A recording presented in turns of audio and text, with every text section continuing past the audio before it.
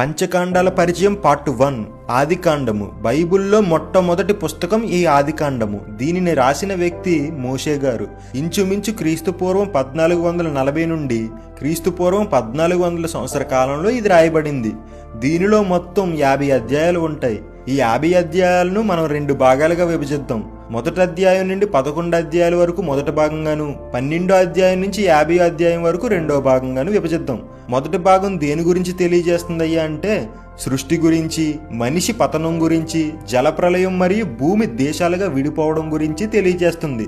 రెండో భాగమైన 12 నుంచి 50 అధ్యాయులు ఏం తెలియజేస్తాయ్యా అంటే నలుగురు వ్యక్తుల జీవిత చరిత్రను తెలియజేస్తాయి. ఆ నలుగురు వ్యక్తులు అబ్రహాము, ఇస్సాకు, యాకోబు మరియు యోసేపు. సింపుల్ గా చెప్పాలంటే నలుగురు వ్యక్తులు 4 సందర్భాలతో కూడిన ఏకైక పుస్తకం ఆదికాండం. దీనిపై పూర్తి వివరణ కోసం ఫుల్ వీడియోను కామెంట్ చేయండి.